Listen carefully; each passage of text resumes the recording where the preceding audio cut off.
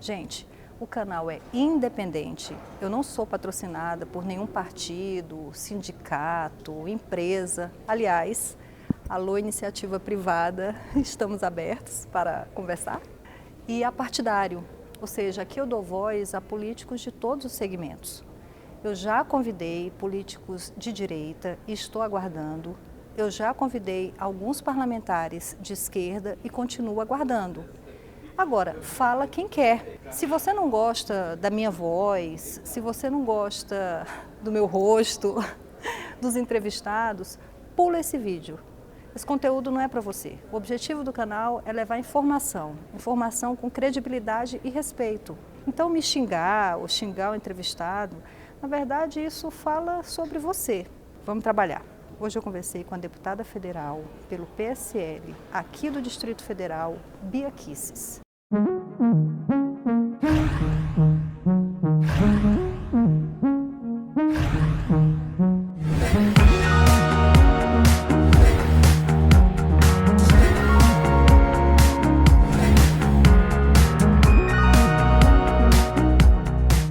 A deputada Bia Kicis é nascida em Resende, no Rio de Janeiro. É uma fiel apoiadora do presidente Jair Bolsonaro. A procuradora do DF aposentada é ativista e declaradamente conservadora.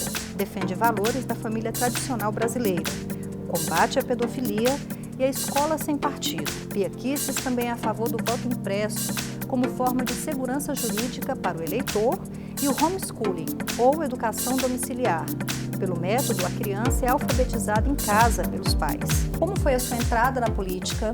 Como se deu essa proximidade com o presidente e sobre o seu ativismo nas redes, que eu também sei que a senhora é bem ativa. Certo, é um prazer estar aqui falando com vocês. Eu comecei o meu ativismo em 2014, entre o primeiro e segundo turno das eleições, quando eu vi que existia realmente o risco iminente da Dilma se reeleger. E aí eu peguei a bandeira, juntei com alguns amigos que também estavam inconformados, viemos para frente do Congresso e assim a gente começou. E começamos a frequentar o Congresso Nacional, conhecer os parlamentares. E aí a gente começou meio que a separar o joio do trigo, porque a gente via aquelas pessoas que tinham interesse em receber os cidadãos. E dentre esses deputados estava o Jair Bolsonaro, o Jair, o Eduardo, né, seu filho, que foram pessoas sempre muito atentas à população, recebiam todo mundo no gabinete. E outro exemplo que eu vou citar aqui, o Ronaldo Caiado. E depois a gente começou a fazer ações mais específicas, como acampamentos em frente ao Congresso. Então eu fiz uma militância muito forte também nas ruas, em cima de carro de som. Fui para Paulista em cima de carro de som, puxar grito de guerra. Por quê? Por que uma procuradora que aparentemente não tinha nenhum envolvimento com a política partidária, de repente se envolveu, se engajou nesses movimentos de rua? Porque antes de ser procuradora, eu sou uma cidadã, sou mulher, sou mãe, e comecei a ver que o país que nós estávamos deixando para os nossos filhos não era o país que eu queria deixar, de jeito nenhum. Então, eu pensei assim, gente, a gente precisa cuidar desse país para que as pessoas tenham um estímulo para empreender, porque os bons brasileiros estão indo embora. Comecei a ir bater as portas do judiciário com ações populares contra medidas que eu achava altamente perniciosas para o Brasil. Por exemplo, a Dilma anunciou que ia doar a termoelétrica do Rio Madeira para o Evo Morales, uma termoelétrica que era considerada inservível. Só que para doar para o Evo, o Brasil ia gastar 60 milhões de reais para torná-la novamente, colocá-la em funcionamento e doar para o Evo Morales da Bolívia, o nosso dinheiro. Então, eu e alguns amigos, mais 2 amigos, nós entramos com uma ação popular e, felizmente, nesse caso, nós tivemos êxito. Nós ganhamos a liminar, depois nós ganhamos o processo inteiro e a Dilma não conseguiu doar a termoelétrica. A senhora que é muito próxima do presidente, a senhora não acha que se o presidente controlasse um pouco as falas e o temperamento, ele não conseguiria neutralizar muito dos ataques dos adversários políticos e ideológicos? Será que o comportamento do presidente não deveria se adequar mais à postura de um chefe de Estado? Olha só, outros presidentes vestiram a liturgia do cargo, né? Assim, o Lula não vejo fazendo isso, era um bebum, né? Saía por aí bebendo, falando um monte de bobagem, só que a imprensa não pegava no pé dele. Eu acho que não, acho que o presidente ele foi eleito exatamente porque ele fala o que ele pensa e isso conquista o coração do povo, porque todo mundo vê vê nele, né, uma imagem daquilo que o povo pensa também. Ele não pode parar de falar. Ele tem que continuar falando o que ele pensa, porque é isso que garante a proximidade dele com o seu eleitor. O povo brasileiro cansou dessa liturgia do cargo e se a fala dele afronta o sistema, é porque ele quer mesmo romper com esse sistema. Não é fácil romper com esse sistema, não. Agora, eu acho o seguinte, deixa o presidente falar. Eu acho que as outras pessoas em volta dele não precisam ficar botando lenha na fogueira. Deixa que ele fala. Esse é ele, esse é o nosso presidente. Foi eleito assim e não adianta querer mudá-lo. Falando em redes sociais, hoje você fala ou escreve algo e de repente vira um telefone sem fio. O que você escreve logo é deturpado, vira uma guerra, as pessoas acabam se xingando, se atacando. Como é que a senhora avalia essa nova forma de comunicação? Eu acho maravilhosa.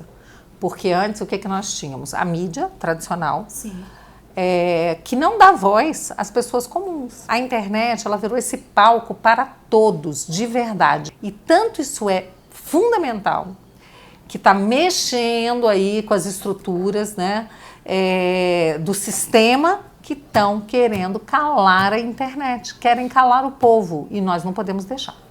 Eu gostaria que a senhora falasse também sobre esse chamado ativismo judicial nas redes. Eu sei que a senhora tem 2 projetos de lei, eu queria saber um pouco sobre o que os seus colegas pensam a respeito, qual é o posicionamento deles, porque a impressão que nos passa é que esse ativismo por parte de alguns membros do judiciário acaba desestabilizando um pouco a segurança jurídica.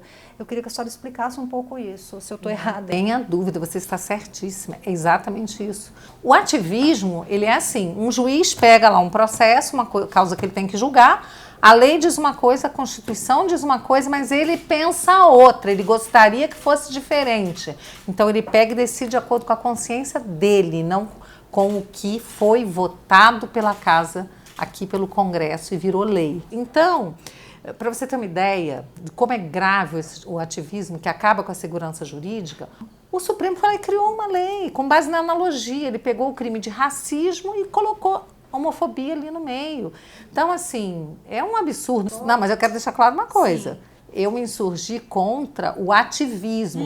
Não importa que seja homofobia. Se fosse qualquer outro tipo de crime. Carregar lata na cabeça. É crime carregar lata na cabeça a partir de agora, porque o Supremo entende assim. Entendi. Entendeu? Não é um mérito. É muito importante dizer isso para não dizer que eu sou homofóbica, tá? Entendi. Eu sou contra o ativismo, que gera uma insegurança jurídica muito grande. CPI da fake news. Qual a avaliação do andamento da CPI e das denúncias que a sua colega Joyce Halsemann fez? O deputado que bolou essa CPI, saiu colhendo as assinaturas, ele pediu para sair quando ele viu o circo armado. Ele falou, não foi para isso que eu quis. Ele queria investigar crimes na Deep Web, pedofilia, coisas desse tipo. Mas eu logo vi que não ia ser isso, entendeu? Transformaram num teatrinho, num circo, para tentar, para dizer o quê? Que o presidente Bolsonaro se elegeu às custas de fake news e por isso ele seria ilegítimo. O que eu vejo é que essa CPMI, ela funciona dessa forma, lamentavelmente, gastando tempo, dinheiro, recursos dos contribuintes. Eu acho que já tinha que ter encerrado isso há muito tempo. O que a Joyce falou é uma coisa completamente infundada. Ela não conseguiu provar nada, é um absurdo o que ela falou, tá? Saiu aí acusando perfis das redes, né? Como sendo perfis falsos, robôs. Não tem robô nenhum. Basta ver o presidente sair na rua. Então tá cheio de robô abraçando o presidente, carregando nos braços. Infelizmente, essa CPMI, ela tá dando palco para pessoas que querem calar a população. A senhora acredita que a deputada Joyce estaria ressentida com o presidente e usando a CPMI? Olha, eu acredito que sim. Pelo fato dela ter perdido a liderança, né? E eu acho que o ressentimento vem de antes. Na verdade, ela perdeu a liderança depois de ter apoiado abertamente a permanência do Valdir, o deputado Valdir como líder, depois ele ter chamado o presidente de vagabundo. Então, isso não se admite. Eu acho que o ressentimento foi porque o presidente não quis apoiá-la para a prefeitura de São Paulo. E aí ela ficou ressentida sim. A senhora acredita que ao longo desses anos de governo PT no Brasil, houve uma tentativa por parte do PT de ruptura dos valores da família tradicional? E por que o PT teria interesse nisso? Teve uma parte do PT que se desmembrou, que virou o PSOL. Sim. Que é o partido que carrega essa bandeira progressista mais do que o PT. O PT apoia, claro, que o PSOL é filho dele. É puxadinho do PT, como se diz, né? E o PSOL, sim, ele carrega essa bandeira progressista que vem do globalismo. Então não é um interesse só da esquerda aqui dentro arrebentar com os valores da família, isso vem de lá de fora do Brasil, do globalismo, bancado pelo Jorge Soro. Isso acabaria com a estabilidade do país, geraria mais crianças pedindo, essas pessoas estão interessadas na estabilidade do país, elas estão interessadas no poder. É um grupo... Muitos dos militantes não sabem a quem eles servem. Eles são totalmente ignorantes e massa de manobra. Você que é novo no canal, não se esqueça. Curta, compartilhe, se inscreva. E nas redes sociais, @blogdaema.com.br. Lá você acompanha meu dia a dia e tudo mais. Tá bom? Tchau, continua vendo o vídeo. Pedofilia. Desde 1960, a Organização Mundial de Saúde classifica a pedofilia como uma doença. E aí eu lhe pergunto, como punir um doente mental? Seria adequado o Estado encarcerar alguém que deveria estar sob tratamento? Pedofilia é crime. Mas como punir um pedófilo se ele Meu amor, se ele não faz nada, se ele é pedófilo só na cabeça dele, ele não vai ser punido. Agora, se ela parte para ação, se ela abusa de crianças, de menores, de jovens adolescentes, ela tem que ser punida sim. Porque a primeira função do direito penal é o tirar da sociedade a pessoa que causa o mal para os outros. Tá? Essa história de que é para reeducar, isso é outra história. Eu sempre digo, a função do direito penal é dar segurança para as pessoas de bem. Mas existem os casos em que a pessoa pode ser doente realmente. E aí eu fico me perguntando o seguinte, que é onde eu trago o questionamento. Como agir quando realmente existe um doente que precisa de tratamento e como agir olha, a vida, e principalmente o direito penal, é uma questão de de equilíbrio de valores e de bens que têm que ser tutelados. Quem você acha que a sociedade quer que o Estado tutele em primeiro lugar? A criança que pode ser vítima de um pedófilo ou um pedófilo porque é doente? Quem é que tem que ser protegido em primeiro lugar? A criança. Óbvio, não é? Sim. Então, tá bom, protegeu a criança, tirou esse pedófilo da sociedade, ele não tá mais... Agora, vamos tratá-lo. Ele tá preso, pode fazer tratamento à vontade, não tem problema. Deixa tratar, ele não tem que ser tratado como um bicho. Não, ele vai ser afastado da sociedade, ele pode ter direito ao tratamento que for, desde que ele não fique solto e não ponha em risco as crianças. Gostaria que a senhora falasse um pouco sobre esse projeto, Escola Sem Partido. Ele é baseado no movimento Escola Sem Partido, Sim. fundado pelo Miguel Najib, que passou, né, por uma situação em casa de ver a sua filha, na época com 11 anos, ouvir de um professor que Che Guevara era igualzinho São Francisco de Assis, entendeu? Era uma pessoa tão boa e tão santa como São Francisco de Assis, que só queria o bem das pessoas. Ela comentou isso em casa, meu cunhado ficou furioso. E ele foi conversar com o professor. Olha, como assim, né? Eu sou católico, São Francisco de Assis é um ícone da igreja. Como é que você vem dizer que Che Guevara é um assassino, que é igual a Che Guevara? Ele falou assim, eu sou o professor, eu falo o que eu quiser. Criou-se, né, uma mentalidade de que o professor tem direito a fazer o que quiser em sala de aula. Só que não, porque o professor está com os nossos filhos em sala de aula, num ambiente fechado, a 4 paredes, onde ele fala o que ele quer, ele doutrina os nossos filhos. Não pode ser assim. Escola Sem Partido não lida com educação. Isso é problema do MEC, outra história. Mas ele lida com os princípios e normas constitucionais que garantem aos pais o direito de que seus filhos recebam a educação moral e religiosa dos pais e não do professor. Alguns conservadores afirmam que muitos professores estariam militando e sexualizando as crianças nas escolas. Mas será que o fato das crianças aprenderem sobre sexualidade nas escolas não estariam também dando a elas um direito de defesa, já que elas teriam conhecimento do próprio corpo? Essa é uma pergunta. E a segunda pergunta é a seguinte: como lecionar sem ignorar alguns fatos históricos, sem fazer militância? É muito simples, ele não tem que ignorar. Quem está pedindo para ignorar fato histórico? Ele tem que falar dos fatos históricos. Então, só que ele tem que dar as diferentes versões do fato histórico. Ele pode até dizer qual é aquela em que ele acredita. Olha, fulano de tal, esse autor defende que, por exemplo, o regime militar foi uma época de ditadura, sanguinária, sangrenta e tal. O outro defende que não, que era um regime que foi na resposta foi uma contra-revolução, porque havia revolucionário, guerrilheiros, tal. Eu me filio esse aqui, eu acho que foi uma ditadura. Mas estuda, vê com seus pais, vê o que eles acham, pergunta, pega um livro, vai ler um livro que fala isso, vai ler um livro que fala aquilo, chega à sua conclusão, desperta no aluno a curiosidade pelo aprender, é isso que é o principal do professor fazer. fazer. E não dizer para o aluno, ó, é só isso aqui, se você escrever diferente eu vou te dar 0. Como é que faz? Será que isso não está protegendo os alunos a aprenderem sobre sexo? Eu vou te falar o seguinte, olha o que está acontecendo no Brasil. Olha para as nossas crianças, elas estão ficando com essa capacidade de defesa? Elas estão ficando protegidas pelo fato de estarem aprendendo sobre, estarem sendo sexualizadas na escola? Você está vendo pessoas protegidas, capazes de se defender? Ou você está vendo cada vez mais meninas engravidando na adolescência? As crianças sem nenhum respeito, elas não respeitam a si próprias e não respeitam sequer os professores. É a aluna agredindo o professor. Então, eu acho que é a vida que responde essa pergunta. Tá bom? Eu pergunto aos pais que estão assistindo seus filhos na escola, quando eles chegam em casa, tá bom, vocês estão achando que o ambiente está legal, está saudável? O aluno de hoje está melhor preparado para enfrentar a vida do que há décadas atrás? Aí vocês me respondam. Homeschooling, a senhora acredita que esse sistema de educação domiciliar, se ele aprovado, ele daria certo no Brasil?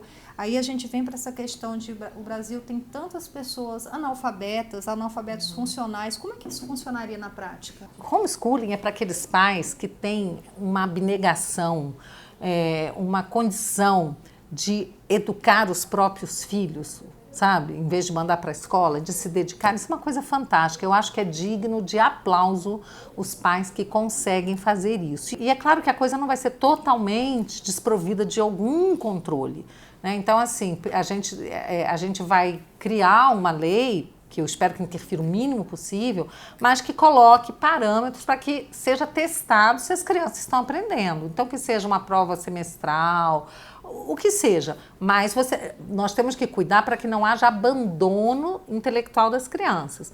Homeschooling não significa pai e mãe não mandarem filho para a escola. Não é isso. Homeschooling são pais e mães que se dedicam eles próprios a ensinar, ou a terem um preceptor, ou um grupo de amigos que contratam um professor, os vizinhos, o pessoal da tua rua, teus vizinhos contratam um professor para dar aula para as crianças, mas essas crianças estarão assistidas. E o que a gente tem acompanhado, inclusive, resultado de homeschooling em outros países, como os Estados Unidos, são sempre os primeiros colocados nas universidades. A senhora é contra o Estatuto do Desarmamento e por quê? Em primeiro lugar, porque eu sou uma representante do povo brasileiro e o povo votou contra, né? Quando houve aquele referendo, o povo foi majoritariamente contra e o governo totalitário foi lá e implantou assim mesmo. Segundo, porque eu tenho a consciência de que todo governo totalitário, a primeira coisa que faz é desarmar os seus cidadãos. Né? Todas as ditaduras primeiro pega Cuba, pega Venezuela, pega todas as ditaduras. Como é que o cara vai implantar uma ditadura contra um povo armado? Então a segunda emenda da Constituição americana, ela prevê que todo cidadão tem direito a possuir arma.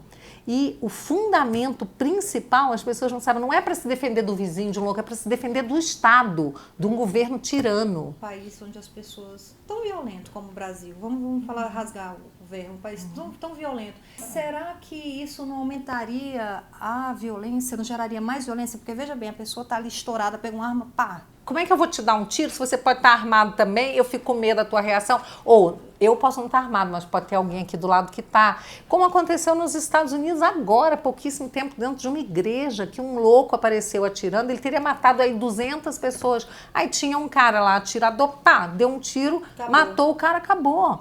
Porque tinha alguém armado. Então, sempre que as pessoas falam, nos Estados Unidos tem os doidos, são sempre nas zonas em que não pode ter arma. Pega o livro do Benê Barbosa, Mentiram para mim sobre desarmamento. Ele prova, por A mais B, com fatos. A esquerda odeia fatos, entendeu? Odeia, porque os fatos desmentem as teorias deles, tá?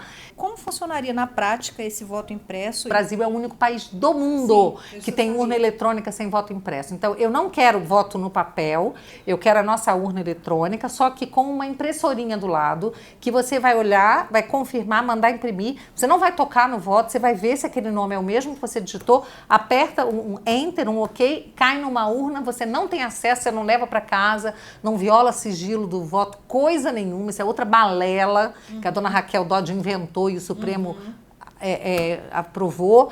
Então, assim, e aí, se houver uma desconfiança, se houver uma dúvida, você tem como conferir, só isso. E hoje, o eleitor não tem segurança de para onde vai o seu voto. Muitos eleitores podem desconhecer o tema e não ligar, mas eu conheço profundamente e ligo. E o Congresso sabe da importância do voto impresso, tanto assim que todas as vezes que foi chamado a votar sobre isso, aprovou. E é o TSE que não quer que a gente tenha voto impresso. Aí fica a minha pergunta, por que, TSE? Por que você não quer o voto impresso? Qual é a sua avaliação diante das demissões de nomes como Gustavo Bibiano e General Santos Cruz, que compunham o governo? Bom, essas pessoas hoje estão aonde? Estão no PSDB, né? Eu acho que isso diz tudo. Estão filiados ao PSDB, parece que podem até concorrer pelo PSDB. Então é o seguinte, o presidente veio para romper, não foi só com essa esquerda radical, não. Foi com a esquerda disfarçada de bonitinha também, o PSDB, né? Que é o social-democrata. O presidente Bolsonaro terá a oportunidade de indicar pelo menos 2 ministros para o STF nesse mandato. Na sua opinião, ministro Moro, serviria melhor ao país como juiz no STF ou se lançando à vida política partidária? Olha, eu tenho certeza que o ministro Moro vai servir bem o país onde ele estiver. Se ele quiser ser ministro, se ele realmente quiser levar adiante esse sonho, espero que ele seja ministro. Se ele quiser entrar para a política, junto, aliado ao nosso presidente Bolsonaro, quem sabe a gente não tenha 8 anos de Bolsonaro e 8 anos de Moro. Gente, isso conserta esse país. Aliança pelo Brasil. Criar um partido associando a imagem de balas, revólver e Bíblia. A senhora não acha que isso passa a mensagem de fundamentalismo religioso? Também, como é que a senhora responde às críticas de que a aliança seria mais um fã-clube do que um partido? O modelo de partido que está aí, o povo já mostrou que não gosta, não quer, não aprova. O povo, se pudesse, acabava com esses partidos todos. Eu defendo, inclusive, a candidatura avulsa. Infelizmente, esse Congresso aqui não está disposto a permitir que as pessoas possam se candidatar independente de partido. Então, a aliança vem de uma outra forma, é uma coisa completamente diferente e vem para manter, né, realmente para ressaltar os valores judaico-cristãos, os valores conservadores, e é o único partido que começa falando de Deus. Como é que a senhora avalia a postura do presidente que usou as redes sociais conclamando a população para manifestação contra os líderes do Legislativo e Judiciário? Se a senhora acha que, como chefe de poder executivo, ele não estaria ferindo um princípio constitucional? Se a senhora acha que a mídia também acabou provocando esse enfrentamento? Fake news. Primeiro que o presidente não convocou ninguém pelas redes sociais, né? Ele mandou para os amigos dele um WhatsApp repassando um vídeo que não falava em ataque ao Congresso, não falava em coisa nenhuma disso. Dizia o seguinte, a voz da pessoa falando, imagens, vamos apoiar o nosso presidente, ele quase deu a sua vida por nós. Então era um vídeo em apoio ao presidente. Por que ele não vai repassar um vídeo em apoio dele para os amigos dele? Qual o problema? Ele não conclamou, não convocou e muito menos contra o Congresso. Brasília. Capital que eu amo. Maternidade. Coisa mais linda que pode existir. Poder. Tem que ter cuidado, ninguém poderia ter muito poder para sempre. Direito. Direito vem acompanhado de dever. Fé.